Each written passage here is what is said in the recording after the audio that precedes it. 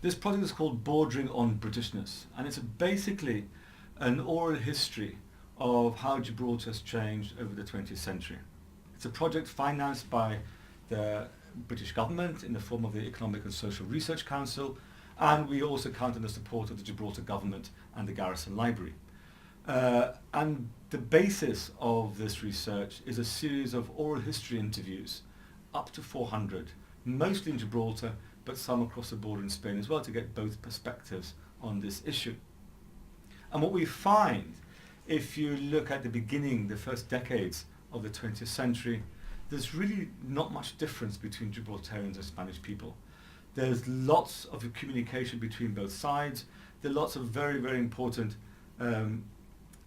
kinship relations across the border. Many Gibraltarians are marrying Spaniards. So there's a level of daily languages is very much in Spanish. So there's quite a lot of commonality across the border.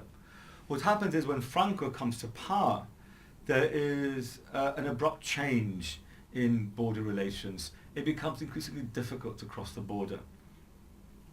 And there's a certain sense that there's a mistrust of the Spanish government, which didn't quite exist before.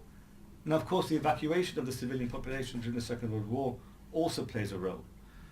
But I think that's been much exaggerated, because most people returned to Gibraltar after spending 4 or 5 years in the UK, and they continue to speak Spanish, they continue to go to Spain, and they continue to marry Spanish women, and that was typically the pattern.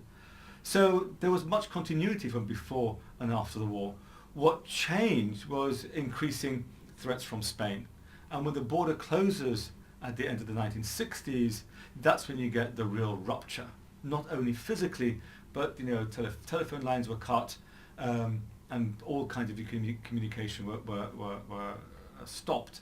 And of course, you didn't get the daily flow of Spanish workers crossing the border.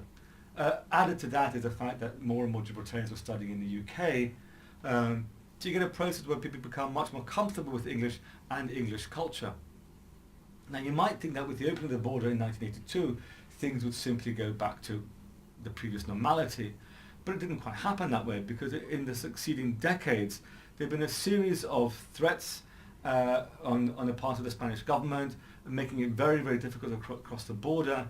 And this has been experienced at a very, very physical level, intense frustration and anxiety as people cross the border.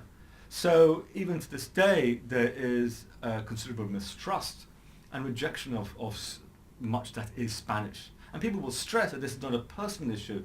They might have many, many Spanish friends, but very uncomfortable with the idea of the much larger neighbour across the border. But that is just one narrative. There are as many narratives as there are people we've interviewed. So the basic project here is to give voice to that multiplicity of views, of experiences, to show the complexity of what Gibraltar is like today.